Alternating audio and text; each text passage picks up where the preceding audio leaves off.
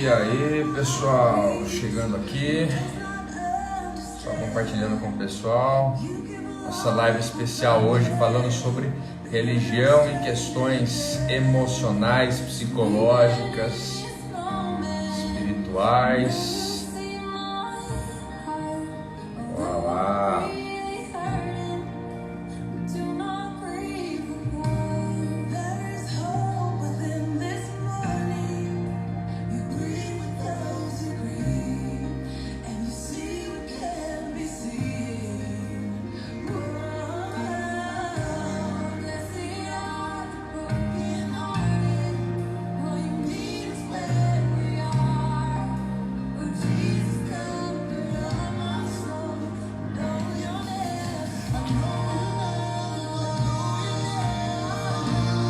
Buenas.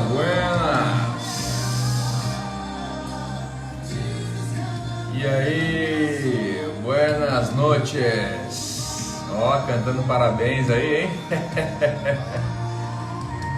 Um saludo para a sua mamá. Olá, boa noite, todo mundo tá entrando. Thaís, Amisha, Adriana também, um abraço aqui pro Darwin, um abraço para Teles também, que tá entrando aí, o pessoal já tá chegando. Um minutinho pra gente começar a nossa aula de hoje aqui, falando sobre religião, interpretação bíblica, falando como a Bíblia ela funciona e como isso pode ser muito útil para a nossa vida espiritual e emocional, psicológica também. Beijão pra Carla que tá entrando aí, ó, desde Mogi das Cruzes. Maravilha, ó. Aperta esse aviãozinho do ladinho aqui, porque em alguns segundos a gente já começa. Então aperta o aviãozinho e já dispara pelo menos para 3 ou 4 pessoas. Legal? E eu só vou finalizar aqui também para eu enviar. Eu já vou começar porque hoje eu tenho pouco tempo aqui com vocês. Hoje eu não tenho muito tempo aqui não. Hoje eu tenho somente minutos. Ontem a gente teve 1 hora de aula, muito produtivo, muitas perguntas, participação maciça do pessoal enviando mensagens, perguntas. Olha, eu tenho bastante perguntas para responder hoje, não vou conseguir, mas amanhã eu vou conseguir. E vou jogar nos stories algumas respostas também, mas eu já vou começar, ok? Peço que você coloque pelo menos aí, ó, 3 pessoas, manda aviãozinho pelo menos para mais 3 pessoas. E em 10 segundos a gente já vai iniciar, e eu quero iniciar já respondendo perguntas aqui que me foram feitas. E hoje eu vou estar falando com vocês a respeito de religião, seitas, heresias. Vou estar falando sobre interpretação bíblica, como é que funciona a interpretação bíblica aqui de maneira bem simples. Por quê? Porque nós fundamentamos ontem a questão da fé na Bíblia, ok? O cristão fundamenta a fé dele na Bíblia. Então, você precisa entender como ela funciona. E como é que você vai interpretar a Bíblia? Você lê um texto na Bíblia, alguém fala alguma coisa, tem uma pregação na sua igreja, você lê na internet, você ouve alguma coisa, e como funciona isso? Como é que você vai entender que isso realmente é algo de Deus ou não é algo de Deus? Então, vamos falar sobre isso. Eu quero de maneira simples e rápida. Legal? Vamos lá? Já compartilhou com o pessoal aí? Então vamos lá. Daqui a pouco, ó, manda para mim aqui o local que você tá. Legal? Cidade ou estado que você tá falando, que daqui a pouco eu mando um abraço. Se tiver perguntas, pode me mandar, que daqui a pouco eu cumprimento todo mundo aqui também. Legal? Beijão para vocês aí. Vamos lá. Bom, me enviaram uma pergunta da seguinte forma: por que muitas pessoas que vão à igreja escutam a palavra e sua vida não muda em nada? Bom, vamos lá. Primeiro, porque terceirizam. Muita gente terceiriza a responsabilidade da sua vida para a igreja e para Deus. Então não vai mudar mesmo, né? Acha que só frequentar é suficiente. Segundo, porque a palavra deve ser colocada em prática e não apenas ouvida.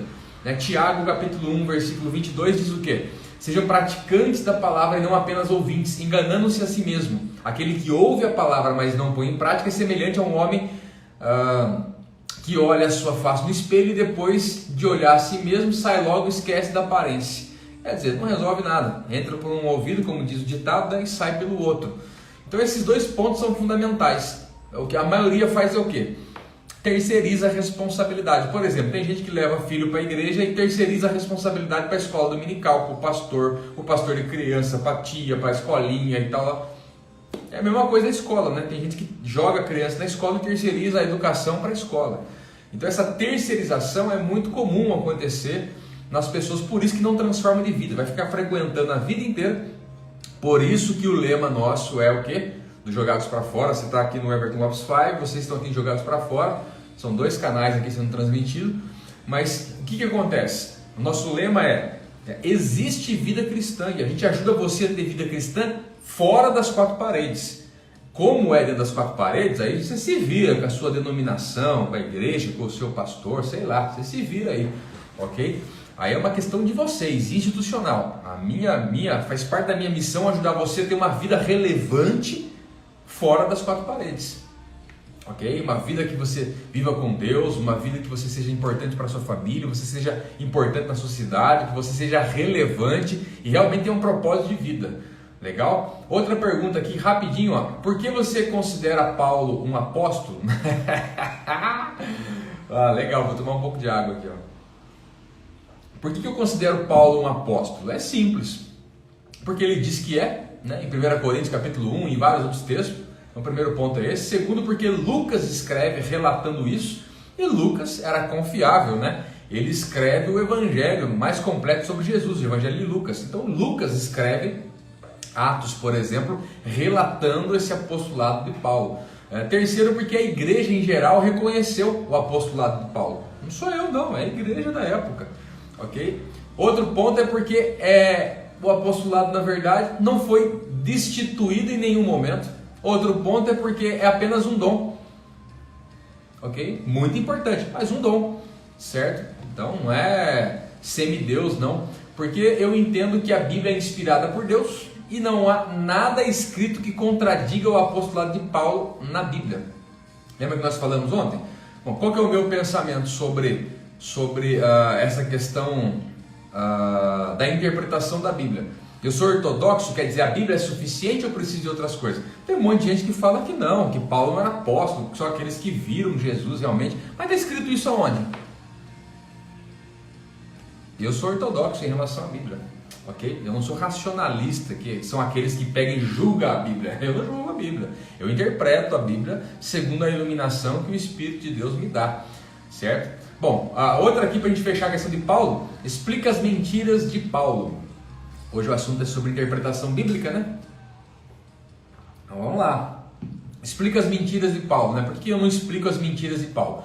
Primeiro é porque Paulo fala sobre o que Deus pensa. Segundo é porque Paulo também fala sobre o que ele pensa e ele deixa muito claro isso aí. Por exemplo, em 1 Coríntios capítulo 7, no versículo 12, ele fala: digo eu e não o Senhor. Ele é claro em falar sobre isso. Terceiro é porque Paulo não deve ter falado mentira, pelo menos na Bíblia, né? Pois senão a Bíblia está errada. Afinal, quem é que vai definir o que é certo e o que é errado então? Você está entendendo? Né? Que tem gente que procura pelo em ovo. Paulo falou um monte de mentira. Beleza, você pode não concordar, mas é a Bíblia. Ou eu entendo que a Bíblia é um conjunto de livros, de 66 livros, que foi selado e foi preservado por Deus também, ou então eu vou ficar entendendo um monte de coisa de um monte de gente. Ok? Aquele pensamento racionalista que eu falei ontem, né? O racionalista moderado é o quê? É aquele que analisa a Bíblia e ele julga se aquilo ali é certo ou não. Aí ferrou tudo, né? Vamos falar sobre interpretação bíblica, como é que funciona isso, certo? Tem 13 cartas de Paulo na Bíblia, então se Paulo é mentiroso, joga fora isso. E se eu jogar essas 13 cartas fora, eu jogo o restante, porque quem define o que é certo e o que é não, o que não é certo? Houve o cânon bíblico que eu expliquei para vocês ontem, né? Muitas e muitas reuniões para entender o que era e o que não era. Na época isso aconteceu. Não sou eu hoje que vou julgar o que é e o que não é. Se já foi feito, já foi selado, está pronto, beleza. Eu vou apenas buscar entender o que está acontecendo ali, que nós chamamos isso de hermenêutica ou interpretação bíblica. Legal? Bom, eu vou responder outras perguntas nos stories e amanhã eu também vou responder outras perguntas. Legal? Vamos lá. O Zé Neto colocou aqui, ó. Quais seriam os espinhos de Paulo? Cara, não tenho a mínima noção de quais são os espinhos da carne de Paulo. Sabe por que eu não tenho a mínima noção? Porque Paulo não fala sobre isso aí.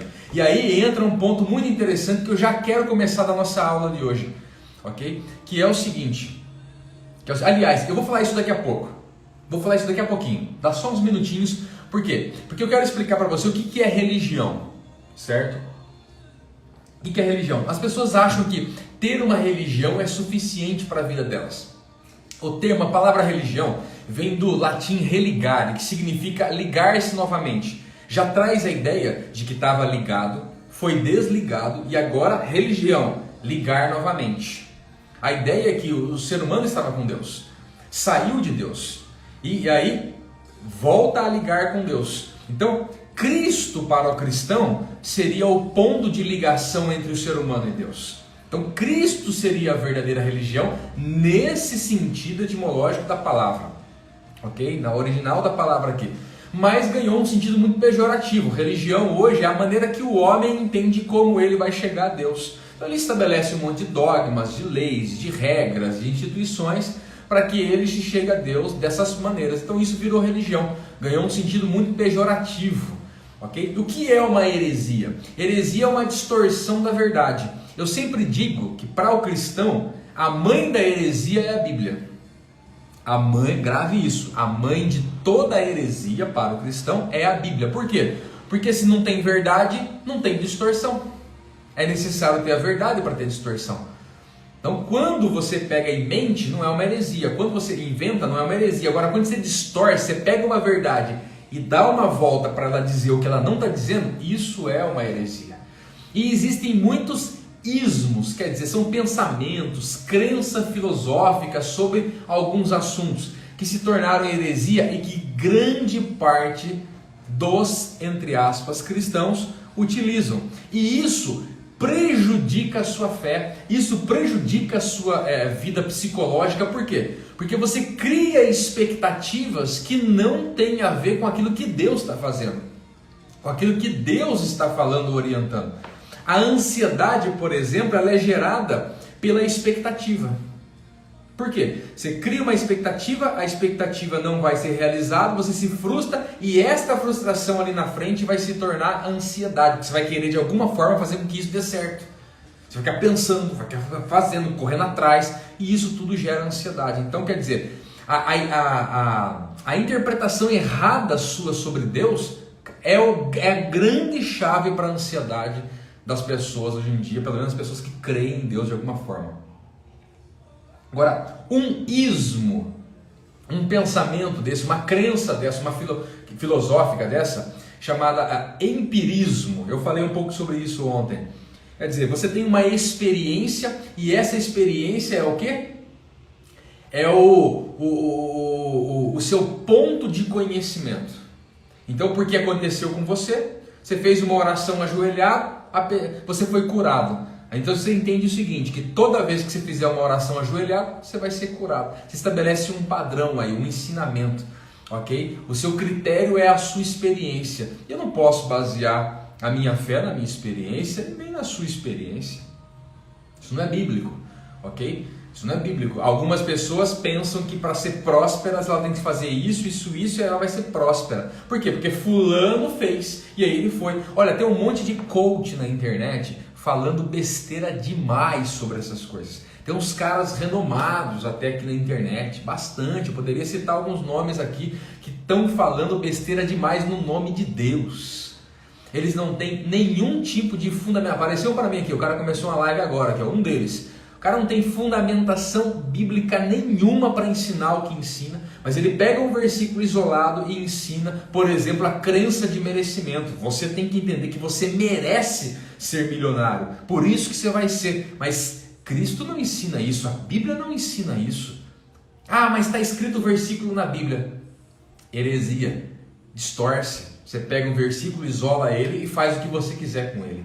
Okay? Outro ismo que se tornou uma grande febre no meio da igreja evangélica e católica também, é o gnosticismo. Gnosticismo é a ideia de que você mortifica a sua matéria para elevar o seu espírito. Quer dizer, quanto mais você sofrer, mais você tem relacionamento com Deus. Já é o oposto desse cara que eu falei agora aqui. pagar a promessa. Tem gente que faz jejum, faz um jejum aí, passa fome e Deus vai te abençoar. Isso é heresia, gente. Isso é heresia. Jejum não tem nada a ver com passar fome. Tem a ver com abstinência de alimento. E outra, jejum de Coca-Cola, jejum de café, de chocolate. Até no Chaves, programa de televisão lá, jejum é abstinência total de alimento, seja sólido ou líquido. Enfim, gnosticismo está muito dentro da igreja evangélica e católica. Muito. Vamos fazer a campanha aqui, olha, faz um sacrifício e aí Deus vai te abençoar. Gnosticismo, isso aí tem muitas religiões gnósticas. O Darwin está colocando aqui, ó, tem muitas pessoas que acreditam que só a religião que elas praticam vai levar para o céu. Exatamente, é quando você fundamenta a sua fé no homem, você fundamenta a sua fé numa instituição, num papel, num CNPJ, numa ata, num estatuto, você fundamenta a sua fé nisso, aí complica tudo. 5 pilares que qualquer seita, e aí o que é seita? Vou falar sobre 5 pilares de seita, ok? O que é uma seita? Seita é um grupo que saiu de outro grupo. Aí ganhou um sentido pejorativo também com o tempo. Então todos os grupos que saíram da fé cristã de alguma forma são seitas. Aqueles que não têm relação com a fé cristã são religiões, né? Podem ser falsas religiões, enfim, chame o que você quiser. Cada um tem o seu ponto de vista aí, né? Então é o seguinte, a seita é um grupo. Então qualquer grupo que saiu, por exemplo, do cristianismo, perverte, usa a Bíblia de outras formas, são seitas, ok? E 5 pilares que sustentam uma seita. Você quer identificar se é uma seita? Bem simples, faça uma pergunta. O que esse grupo crê sobre pecado, salvação, Bíblia, Jesus ou Trindade? São 5 pontos. O que eles creem sobre isso? O que eles creem? Se falhou em um desses, é seita. Ponto. Basta falhar em um. Vou dar um exemplo prático aqui, olha. Salvação. O que é salvação para sei lá, vamos pegar aqui, ó, Adventista do sétimo dia. O que é salvação para o Adventista do sétimo dia? Adventismo do sétimo dia, que é um grupo aí. O que é a salvação para eles? É isso, Cristo morreu e tal, mas se você não guardar o sábado, você não é salvo. Então Cristo é suficiente para a salvação? Não é, você precisa de guardar o sábado. Então pronto, já era, entendeu?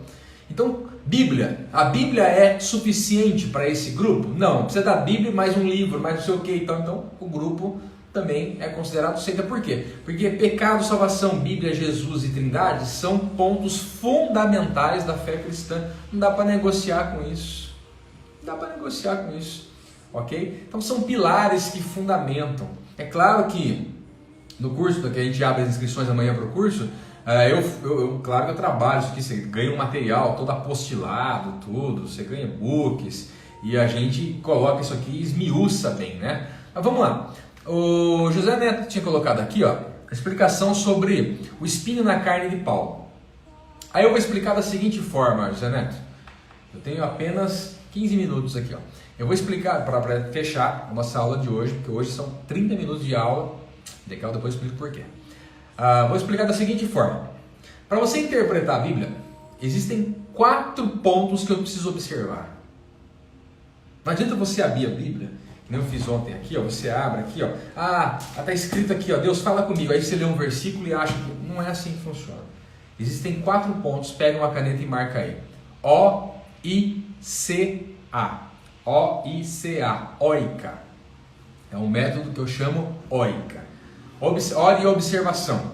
Você consegue observar? O que é observar? É você entender o texto naquilo que ele disse na época. Espinho na carne de Paulo. O que Paulo disse? Quem disse? Como ele disse? Para que ele disse? Para quem ele disse? Por que ele disse? Faça essas perguntas para o texto.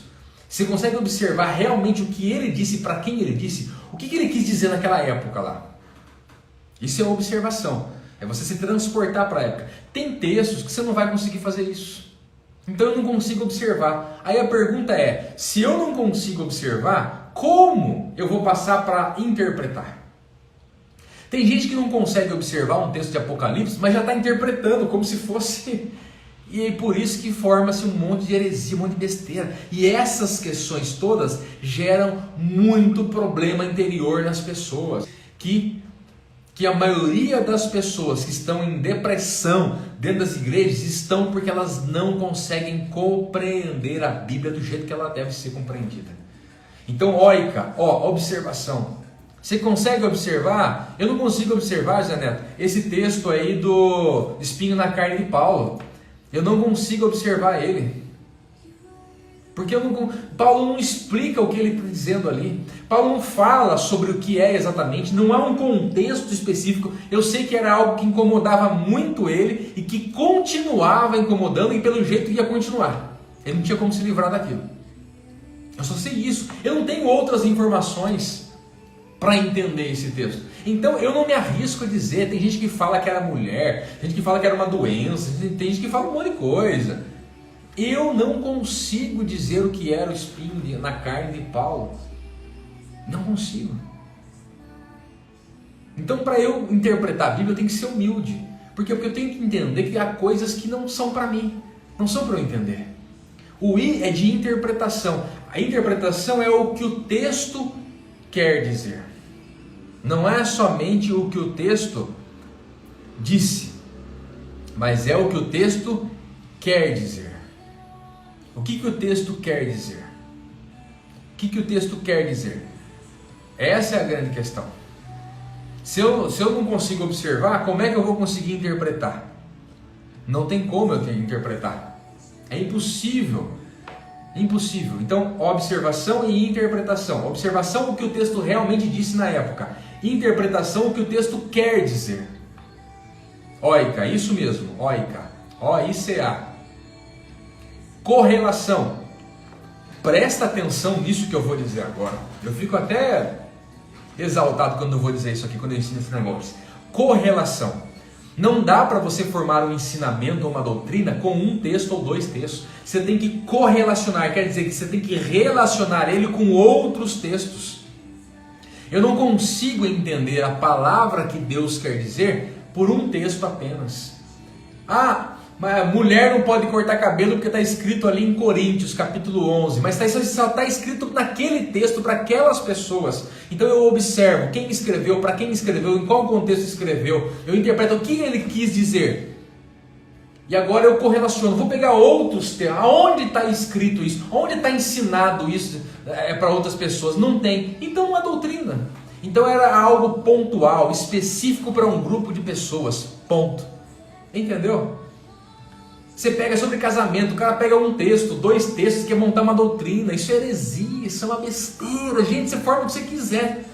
São 66 livros, são 40 autores, 1500 anos de informação da Bíblia, e você pega um versículo, e quer formar um ensinamento. O-I-C-A, oica, A de aplicação.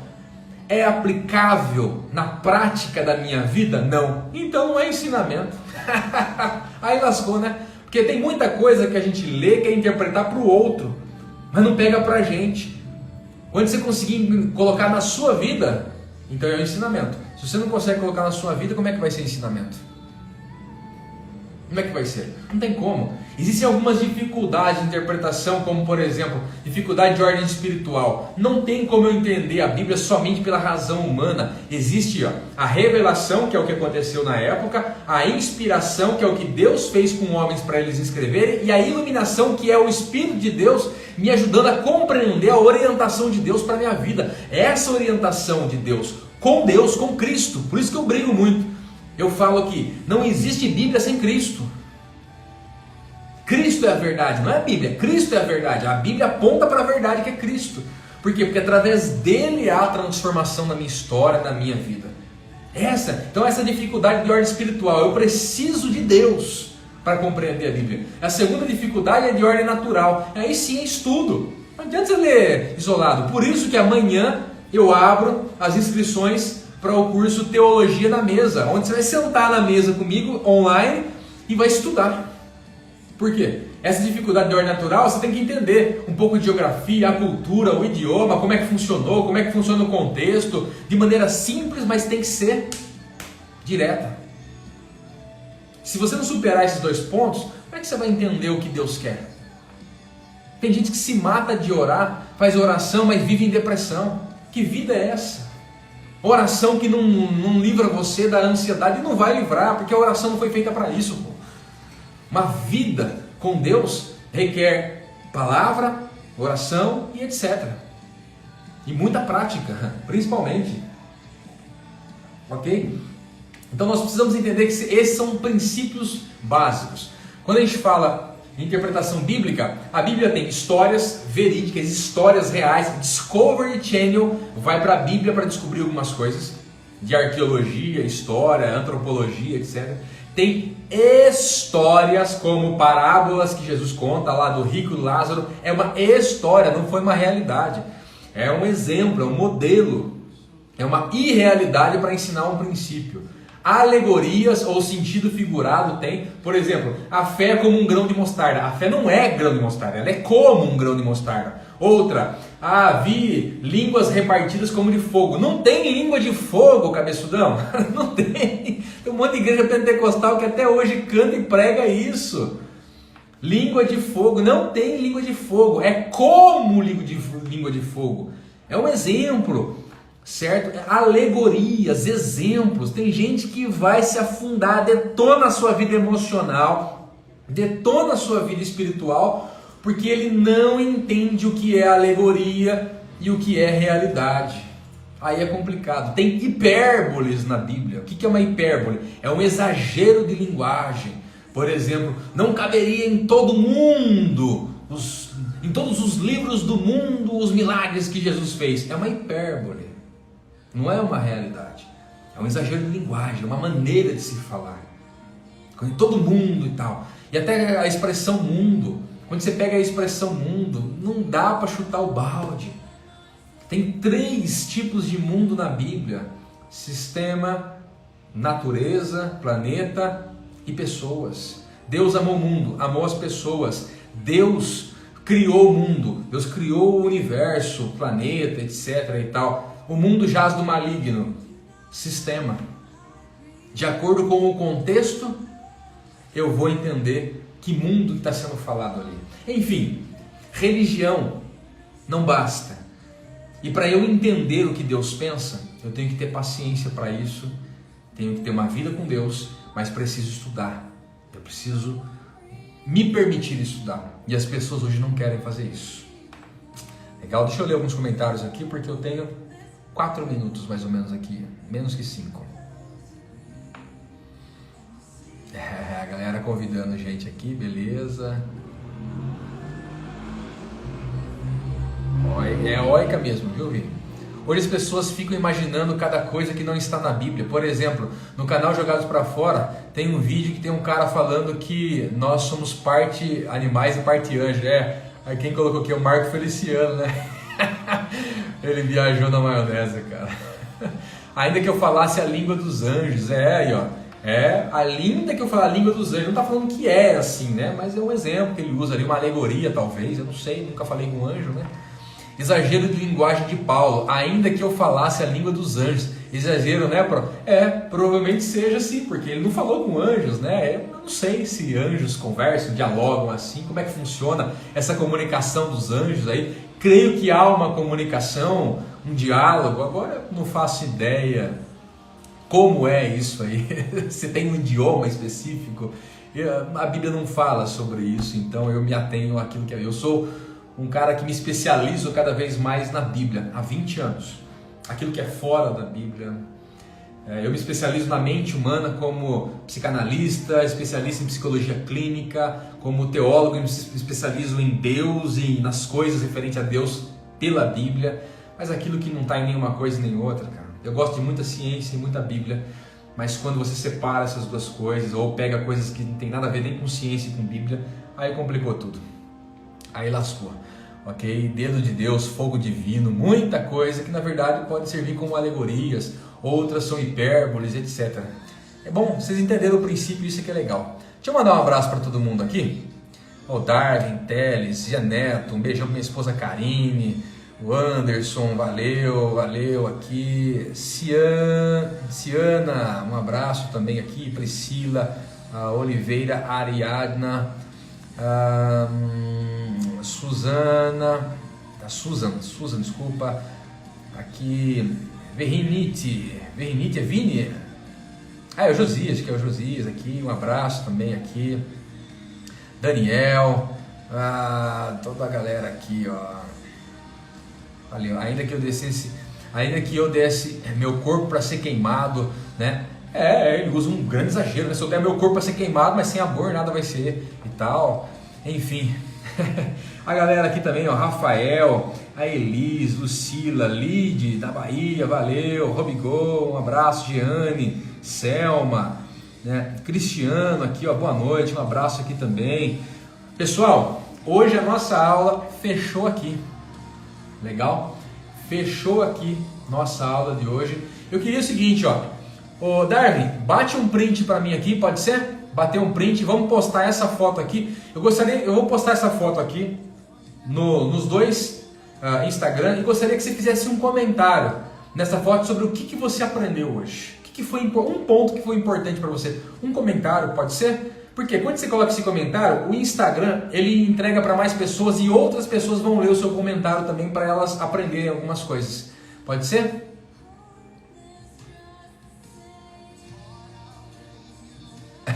Lembra aquela foto que eu te enviei que o anjo humano cara fala labachuras e o anjo fala o quê?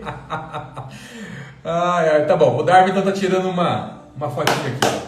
Vamos lá. Legal. Então eu vou pedir para você, essa foto vai para o meu Instagram agora, ok? E aqui, Jogados para Fora e no Everton Loves 5, eu peço que você coloque um ensinamento, pode ser? Conto com você. Amanhã, 9 horas da noite em ponto. Amanhã eu tenho uma aula que vai ser de 30 minutos a 1 hora de aula amanhã. O pau vai quebrar e amanhã é o seguinte. Amanhã eu vou dar continuidade na de hoje. Vou entrar em evangelização, missões, como é que funciona essa questão com a sociedade toda, com o mundo, etc. E amanhã, ao vivo aqui, eu abro as inscrições para o curso Teologia na Mesa. Você vai estudar teologia comigo. A gente vai fazer aulas ao vivo de vez em quando aqui em grupos fechados também, etc. Para você poder perguntar o que você quiser. São 5 módulos. Amanhã eu vou estar falando mais. E quem fizer a inscrição amanhã já vai ter um preço bem legal também, que é uma oferta que vai para missões. Legal? Ó, quando eu falo que o preço é legal, não tem igual. Não tem igual. Entendendo que a gente tem escolas espalhadas presencialmente por todo o Brasil. A gente está levando a mesma qualidade agora para você aqui, porque a gente precisa formar uma geração de pessoas relevantes nesse mundo e que vão fazer a diferença onde você está. Na igreja que você está, a cidade que você está, na sua família, é necessário a gente aprender a fazer a diferença, mas sem esse conhecimento aprofundado de maneira simples, é impossível. A nossa marca é profundidade espiritual e bíblica, mas de maneira simples. É assim que a gente quer levar. Ó, um beijo no seu coração, fica com Deus, a gente se encontra amanhã, porque você sabe que existe vida cristã fora das 4 paredes e é ali que a gente precisa ser relevante. Eu conto com você. Deixa um comentário na foto que vai ficar daqui a pouquinho, tá legal? O Darwin vai colocar pra mim, porque eu tô saindo agora, que eu tenho que levar minha esposa e os meus filhos, que eles vão estar viajando agora aqui para lá do Mato Grosso, e eu que vou levar eles agora eu não vou junto, mas eles vão seguir viagem sem mim, pelo menos até o final de semana. Beijão pra vocês, fica com Deus. Valeu Daniel, um abraço. Valeu Zé Neto, valeu Josias, valeu todo mundo.